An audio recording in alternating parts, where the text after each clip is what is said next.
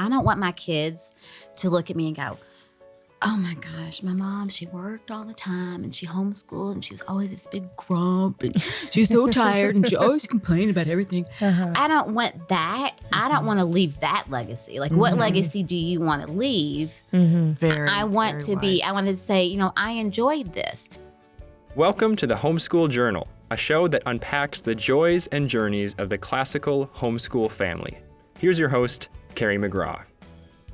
Well, friends, today I get to welcome to our table here at the Homeschool Journal two dear friends of mine, Ruth Schwartz and Dianna Kennedy.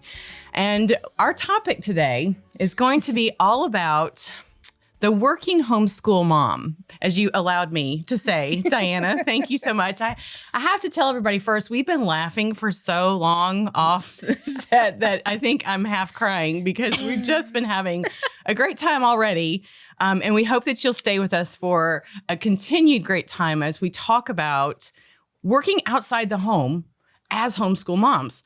So I really had a hard time talking about, the working homeschool mom, because every homeschool mom works her tail off. And dads, because we've got dads out there that are doing the exact same thing.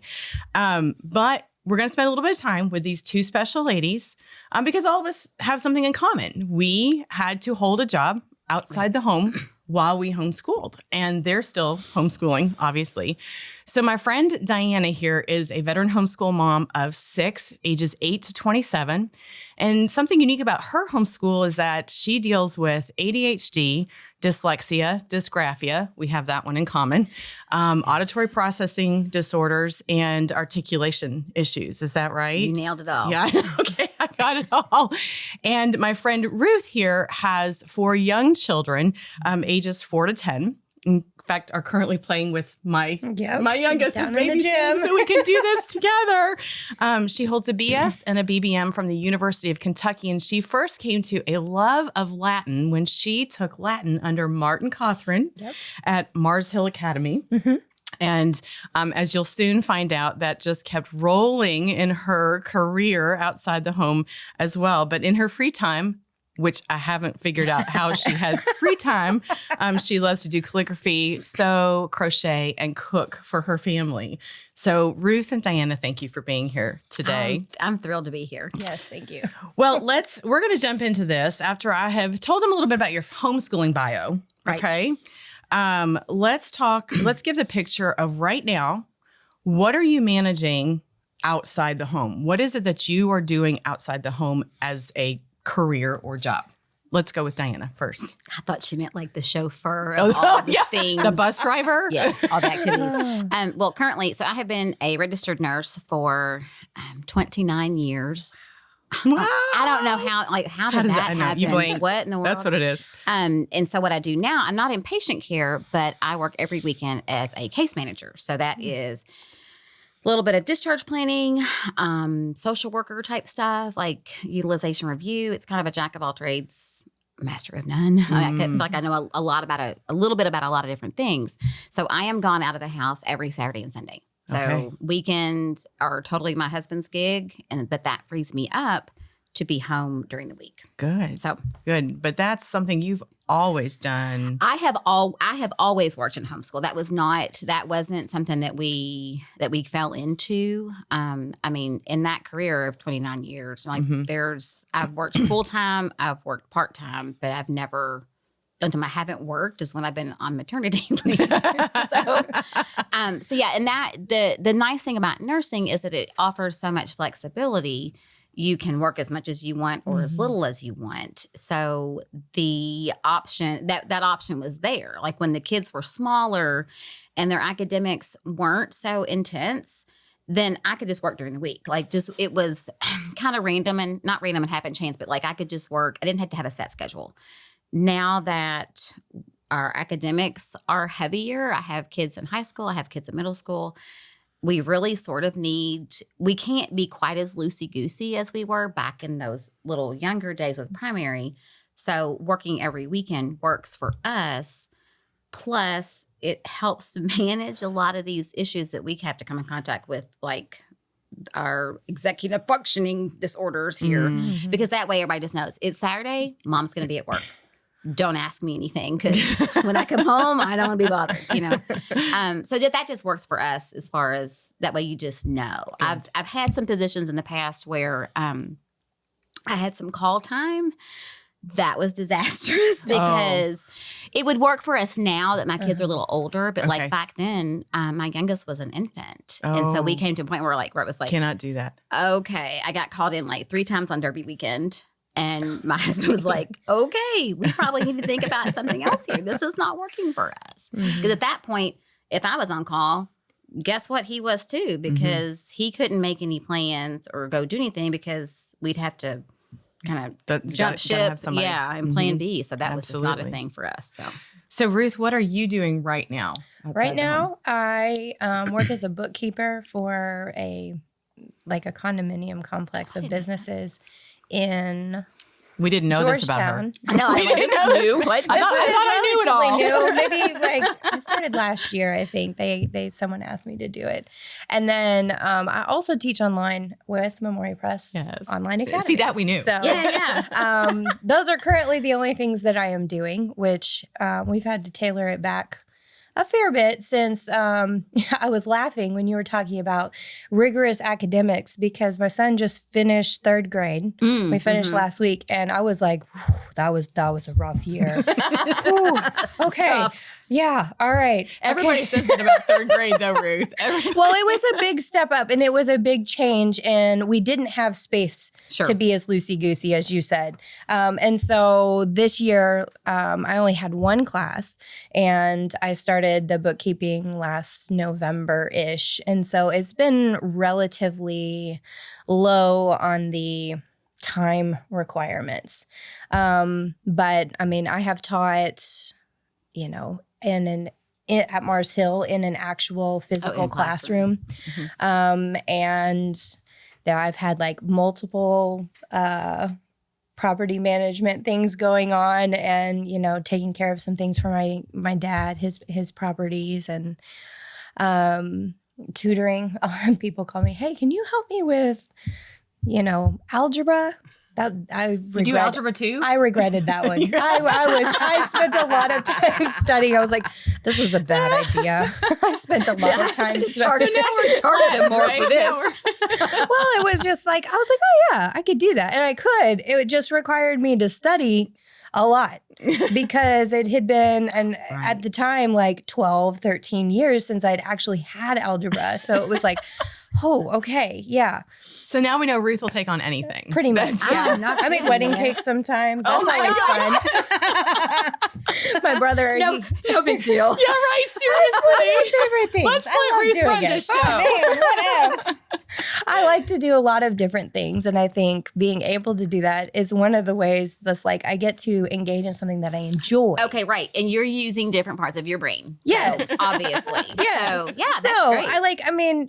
It's fun to make a wedding cake. I don't get to do it very often. It's fun to make a birthday cake, that kind of stuff. And so creative outlet. That is my creative outlet. Well, it's something different that you're doing every day. I'm sitting here listening to her going, okay, I need another side hustle. What? No, Dianna, you do not. No. Because what you didn't mention is your Kennedy Adventures. Oh, that's right. Right? I mean, so I have a website that I neglect a lot periodically. So I started a website eons ago called the Kennedy Adventures, and it was actually when I was pregnant with my twins. I have twin boys that are almost 14. Again, you blinked. Yeah, I know. And they're taller than me and have mustaches. What? It's nuts. I started that years ago, and that was it was basically an online journal for being pregnant with twins, because that was what is this?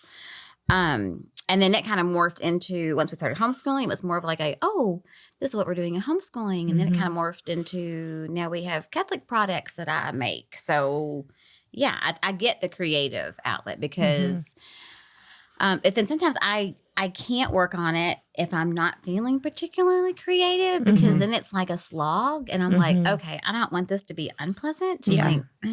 This was my fun thing to do. So. Well, see, again, a creative outlet. So we've talked about how, Dianna, you kind of covered that, nursing has always been there for you all and how that transitioned through the years. Ruth, what about you? I mean, you've had several different jobs. How did this, did working outside the home come into homeschooling for you, or did it start, homeschooling came into working outside the home? It was probably, I have always worked. I started, my degree was in accounting. Accounting and business management. I was wondering, what is the BB? I'm like, what's the BB? It's business management. Yeah. Okay. So I started when we got married working at Hilliard Lyons. Okay. And I did a little bit of event planning plus just taking care of stuff as like a secretary. But then when we had our oldest son, it was, I knew that I wanted to be home with him, and my husband knew that that was a really big priority for the family.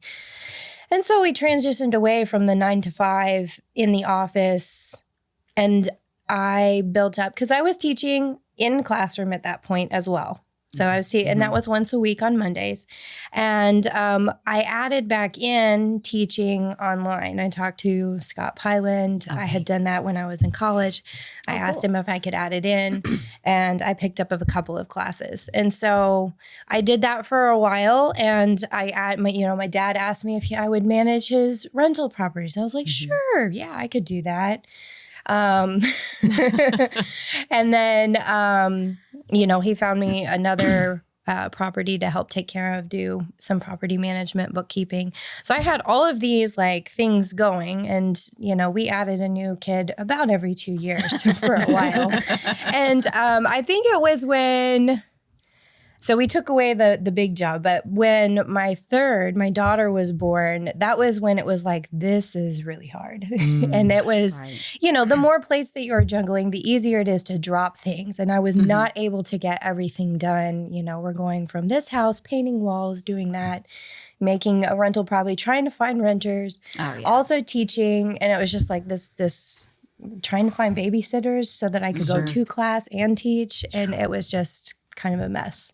So yeah, my husband was like, this is too much. You need to cut back. And the first thing to go, sadly, was my in-class teaching, which was really sad because I love being in front of students, and being in the classroom is so much, it's so different from being online. There's such an engagement that you're lacking when you're online. Like, I love the opportunity, and I was really grateful for, especially in the last couple of years, because it was like, oh yeah, this is familiar. Sure. And all of my teacher friends were like, oh my goodness, what are you doing? I'm like, it's a learning curve. It really is. To do the online, to transition. Yeah. So we cut back and just kept cutting back. And, the lovely thing about being online is that every year I can assess and say, I think I can do 3 classes this year. I can only do 1 class this year. And, the time commitment where I'm in front of a screen where no one can bother me is finite. You're talking about an hour and a half. Everything else can be squeezed in moments. So through your transition and working outside the home, along with bringing in babies and then just, homeschooling, you guys have had to make these decisions where, like you said, something didn't fit. Yeah. So you had to transition to something else. Yes. But at the same time, you've always had I've always had something else. And, those times where we were making the transition, there was often a lot of weeping because, I was dropping all the balls. We can laugh. We can laugh because we know. Yes. Right. Well, because one of my friends says, okay, you can do a lot of things kind of halfway, or you can do a few things really, really well. Yes. And that is something that I always sit on and marinate. And you and your husband probably do the same kind of thing. We have a rule in my house. Like, if somebody asks me to do something, extrovert problems, I will my gut reaction to be like, yes, I can do that. So we have a 24-hour rule. I have to sit on something before I immediately say, certainly I'll take on the job of running VBS. Dianna and I have the same problem. Whatever. Yes, exactly. And because our husbands are blessed to have this bird's eye view, right? And they can look at it and go, yeah, no, right. Forget about that. Because I've said to Brett, okay, what do you think about this? And he's like, great. She's really excited about this issue that's probably going to be like a disaster.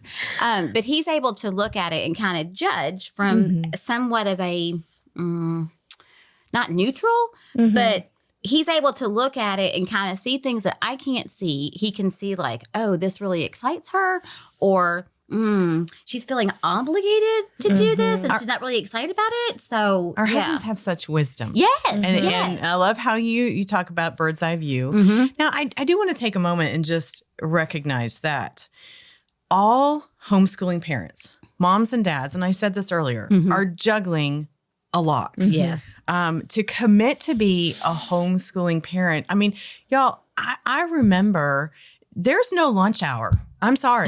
There is no lunch break. And you are making meals 3 times a day for however many little bodies are in front of you that don't want to eat what it is you've made after you've taken the time to do that. And you're trying to grade a paper at the same time, or you're taking phone calls, or, from a business dog. Yeah. Okay. Yes. Escape dogs. Right. I mean, and then, but I remember times there weren't even bathroom breaks that were sacred. Exactly. Sorry. I know I probably shouldn't talk about that, but that's the reality of a homeschool parent's day. And it does transition as they get older. It gets easier. It changes. Physically, it gets easier. That's right. Yeah. But, so I do want to recognize, just because our parents out there that are listening or watching may not have a job outside the home, this is still about juggling all the things that we have to juggle. Now, what about balance for you all, Ruth? I know. Wait, what's in balance? I know, seriously. But I have to ask the question because there does have to be some semblance of an attempt at balance. I like okay, that. Yes, thank you. In the home, as far as when you have to get done what you need to do, I mean, we've talked about how you guys had to make decisions that sometimes that job just isn't working. Right. And whether it's that job or whether it's that activity for a kid, so what about balance for you all in the home? I think we set priorities. We talk about it, and we have to always come back and reassess. Right. But that's something that we did when I was growing up. My dad always ingrained in us, these are your priorities. If you're not getting the top things done, then this other stuff needs to go. And we have carried that into our married life. And, as we had more homeschooling things, it was, this is high priority. Everybody has to be fed. We need clean clothes. The house can't be disgusting. But, it was like the other stuff, the play dates and visiting with moms, because most of my friends have kids that are 6. Their oldest is 6. And so they're still doing kind of the play date thing. And I'm like, we can't do that. I'm sorry. Do you feel bad about that? Because I kind of feel bad. Like I feel bad for my children. Yeah. The 6 and 4-year-old, they want to go play. And I'm like, I'm really sorry. Liam has he has this block of school that he needs to get done. Caleb needs my attention because he needs a lot of attention in school. And so making that a high priority in my mind and realizing I have a very dear friend. She is older. She went through all the homeschooling stuff. And when I had my daughter, my 3rd child, she was like, sweetheart, you're going to drop some balls. She's like, no one will ever get everything they need from now on. That's and wonderful. Oh my gosh, to be please tell okay. me you I was thank you so much. It was so freeing. And I heard her and I was just like, oh. And as I was walking through those first 3 years, I was like, oh, this is what she meant. And it really having that in the back of my mind was helpful. And she was like, just try not to drop the same ball twice in a row. This lady's brilliant. Yeah, she is wonderful. But it was just it helped me think through and learn how to, kind of do that. You're running around, you do this, then you go to this, then you move to this, then you move to this, and then you come back around again. Circle around. And so you're not always getting all the things, right, but everybody's getting what's necessary. And even sometimes that doesn't happen. But that's okay. And my mom, she was like, you need to reassess. Like we had a reassessing point just recently. I was like, I feel like I'm dropping everything. You know, I'm crying because I'm hormonal and emotional. And by the way, everybody, she's going to have baby number 5. So, my son spilled that one for us. So I thought that was great. I loved it. He was so excited. He is told us. very He was excited. so excited. They have been praying and that's all for- about balance too. Yes. Yeah. Yes. And it's like reassessing that because I'm remembering, I'm like, oh, baby means different kind of abilities. Like my 4-year-old is pretty much to the point where he knows that when mom's teaching, you can't interrupt her. And, you know, he'll mostly do what he's supposed to do in that hour and a half when I am teaching. A baby doesn't care. And so it's like, okay, we're going to have to sit down and Eric and I are going to have to talk about how we might need to shift. Like he might have to stay up a little bit longer to watch the kids in the morning while I'm teaching, as opposed to having those hours in the afternoon with him. And so it's just a conversation and a shift and realizing that everything is a season. You know, it's not going to be forever that we're running. Well, and with it's those. communication too. So you have to have planning. communication, right? Communication and planning. When your kids are older, you bring your kids in on that too. Like we bring the big 3, the 16 and the 14-year-olds. They are involved in these conversations because. Okay, sorry, Dad is taking this class. I can't take you to the movies with your friends because I have to do other things too, and the laundry needs to get done. So it's funny. So it'll ebb and flow as they get older too, because then we're doing this in community, right? Like it's all together. Yeah. And I think it teaches them, it's funny, it's like watching, because I've always thought, so like being at home full time, like not having a job outside the home is my huge God-sized dream. Like, oh yes, I would just as soon just walk away. Like, sorry, you know, got other things to do. But I think there's beauty in this because it's teaching my children some life lessons, right? So what are they learning? They're learning how to juggle. They're learning the importance of being a participant in what the family needs. Yes, exactly. Instead of just being, I'm just back here being the consumer and I'm just taking it all in. Okay. And it's teaching them a little bit more responsibility. Yeah. Mom's not here to make sure that your uniforms are clean tomorrow. So how about you man up and take care of some of that or help that out? I came home last weekend and the grass was cut. I was like, oh, I wonder who took care of that. And I learned it was like my 14. I was like, whoa, like, oh, like we've reached a new level. That's great. But it does, the communication between the family, I think, has to be paramount because otherwise, if you're out here that's a big thing. So if you're out here floating and you're crying because things are falling apart, because sister, I have been there. Like, I know, I'm like, sure. But if you don't tell anybody, if you're hiding in the bathroom crying by yourself and you don't tell your husband, preferably not in a moment of like, I'm falling apart, because that's what I tend to do.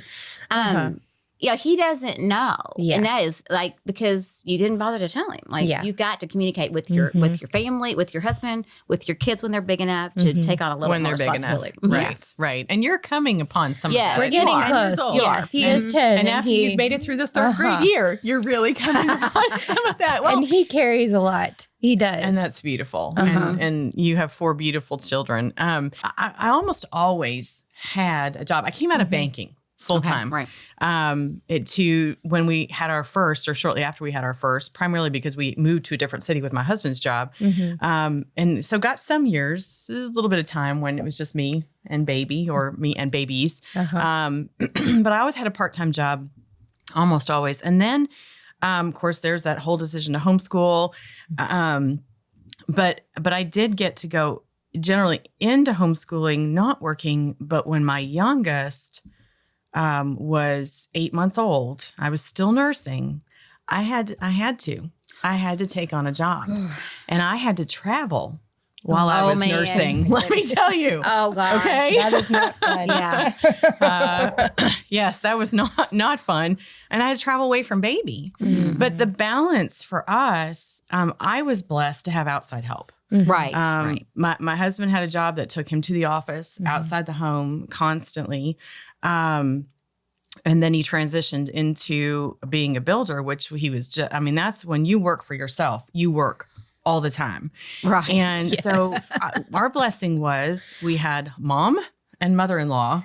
And I had to communicate. And so I wasn't just communicating with husband or with older children, or with children down the line. Team. It was my team. Yep. And part of that was being organized. I had a folder that had all sorts of pages, and everybody. I know.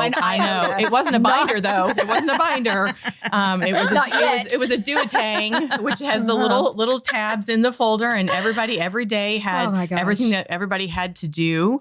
And I literally had to have substitute teachers. I had to create substitute teachers out of my mom and my mother-in-law. I love this. And they were amazing. They were so willing. But that was the huge blessing, and how we managed to balance, because my job as a bank auditor took me out of the home. But it's about balance. Now, I'm gonna transition us to something, and I want to talk about something that always sits in the back of my mind, and it's the Proverbs 31 woman. Okay, yeah.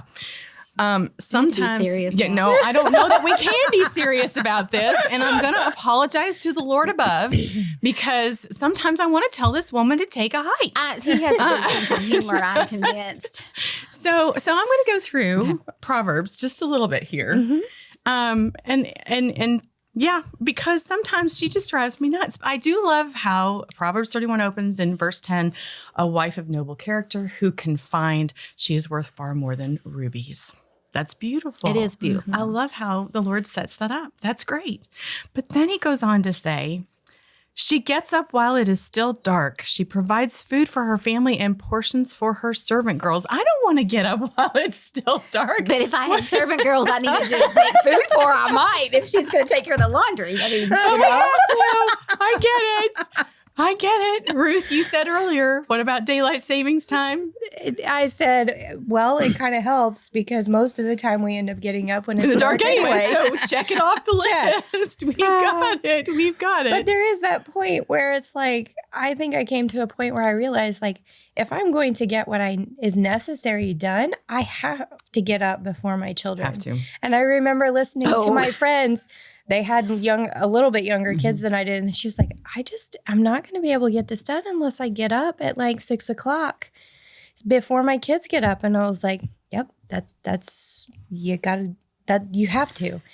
And, or you just need that quiet time. Yes. That is I needed to get up well before everybody else, just so that I had quiet. I'm over here listening to you all thinking, oh my gosh, this does not happen in my house, because I need my sleep. It's not happening for me right now. I really am. I've got to have my sleep, because otherwise, like, trust me, you don't want me to get up early if I have not slept, because I'm mean. Well, I needed time, to read my Bible, to just play in the day. It was easier for me when my kids were smaller, actually. I had to do that at night. I could not put my head on a pillow until I had the next day done. So I didn't have to think about it while I was rolling around trying to sleep. So you may be a sleep diva. I fight sleep. So, but there's more. She says, she sees that her trading is profitable and her lamp does not go out at night. Okay, there we are. No, sorry, my lamp is going out. Is it going out because you were out of oil, or because you got to go to bed?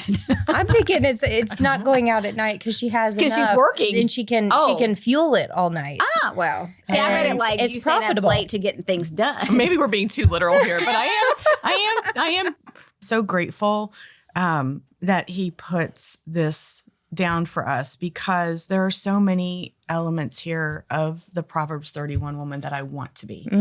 I want our homeschoolers to feel that they are clothed in strength and dignity, and that we can laugh at the days to come. We have definitely laughed at the days that we've been through. That's for sure. You got to laugh. But, that we have that understanding and approach to the future that there's confidence. And, it's a peace. And there's a peace. That's right. And so we can laugh at the days that are to come. And I can tell you, you need to laugh at the days that are to come. With a 23 and a 27-year-old, trust me. You're gonna need to. Here's the one that I would love to have. Her children arise and call her blessed, her husband also, and he praises her. That is my ultimate. Yeah, right. I'm like, I got the husband part. Yeah, he's good at that. I hope the children understand. And that, okay. So for that goes back to attitude for me. And I've said this for so long. I don't want my kids to look at me and go, oh my gosh, my mom, she worked all the time and she homeschooled and she was always this big grump and she was so tired and she always complained about everything. I don't want that. I don't want to leave that legacy. What legacy do you want to leave? I want to say, I enjoyed this. Okay, so do I enjoy this? Yes. Is it hard to work and homeschool? Yes. Yeah. But this is the life that we have in front of us. How are we going to take this and do it well? So all moms are trying to do it all, though. I know that, like I've said earlier, whether they work outside the home or they're exclusively homeschooling, they may be caring for other family members. They may be caring for neighbors. There are so many things that enter the life of a homeschool parent. And I'm going to wait, I got a thought here. What kind of really bothers me is sometimes other parents that don't homeschool think that we're doing nothing. Think that there's all this free time. And that's not the case. So I just want to acknowledge that's not the case. We know that every homeschool mom or dad, okay, is pulled in all sorts of different directions, dropping balls, spinning plates. So what can we give any of them a last moment of advice to make it through the day, to make it through the week, to make it through the year? Do you all have any last moments of advice? Ruth, what about you? I think for me, I sit with, Lord, am I doing what you want me to do? We contemplate that and revisit it. And no, I'm not doing everything that this person over here is doing. No, I didn't get Easter eggs dyed or Easter cookies to decorate or anything like that. But did I do what I was supposed to do, the things that the Lord had called me to? And did I do them well? Maybe not always, but was I giving my best? And then just coming back to that, realizing that you're always going to be circling back around, reassessing.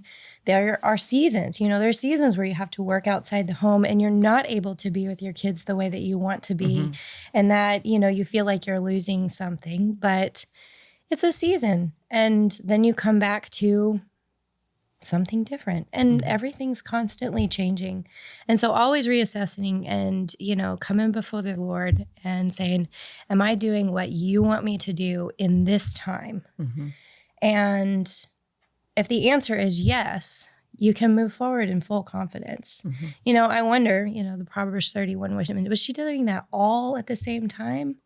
Maybe, maybe not, but it's text. We don't have the context, We get a small window of time in Abraham's life where we see the highlights of what was going on, but there were years where they're just walking through life. And I think that I take comfort from that. And, I have lots of wise women, older women that are pouring into our lives and helping us make those assessments, which is just such a blessing. I do listen to those who go before us. I am so grateful. I commend my mom and her generation because they did not have that. And I'm just like, I call them all the time. I'm like, how did you do this? You're calling each other like, I don't know what to do. What should we do? I don't know. Let's try this. And we don't have to do that. We have that wisdom. There's been a road paved before us. And as much as you don't have to repave the road, go find out from other people what they did and find what works. Because again, not everything works for everybody. Well, and you said something really, really important, which is something I asked the Lord, is, am I aligned with your will, Father? And I know that even if it's not what I want, if I'm aligned with his will, which is a hard thing to discern, then there will be peace. There will be peace. It doesn't mean it's going to be easy, but there will be peace. So Dianna, any last words of encouragement for our families? Well, I've just been busy sitting here listening to Ruth talk about how she had all these amazing people go in front of her. And so what I have to remember, because I am so easily distracted, and I have a very big problem with envy. So it's easy for me to look at somebody else's family and think, why am I not sewing our own clothes or raising a garden or having chickens and doing all of these things and working? So I have to stay focused and know that my family is unique. It's not like yours. It's not like yours. We have to stay focused and do things that work for us. And it took me a long time homeschooling to get off the hamster wheel, because otherwise I'm just chasing everybody else, which may or may not be the best for us. So I just put on blinders and la la la. Don't want to hear about it, But it took, like I said, it took me a long time to get to that feeling of comfort, to not feel guilty about not doing all of these things that everybody else is doing. And I think anything that feeds into us, that feeds into that comparison. I think we all fall into that, Dianna, that we have to shut that out. And that may be social media. Right. That, on Facebook that right could now. be, watching other families at church and then taking that moment and going, oh, but my children don't act like theirs. Don't let yourself fall into that. Right. Right. Stay in your lane. Stay in the lane that God has prepared for you. Walk according to his will, seek his will only, and accept that peace that surpasses understanding. And all the plates that we juggle, and all the balls that we throw around and toss up in the air. Ladies, thank you so much for sharing your homes, your stories. God bless you and your homes and your children. And I'm grateful that I get to continue as your friend to see them grow. So glad to be here with you all. Thanks. It's been fun. It has been. Thanks for joining us today. If you liked our episode, click the thumbs up button below or leave a comment to let us know what you thought. It always helps us to know if we've helped you. You can also click the bell icon and subscribe to the show so that you can stay in touch. Then I'd love for you to share it with a friend. We have many resources here on this channel, so I hope you'll check those out too. I'm Carrie McGraw. Thanks for listening today, and I'll see you next time.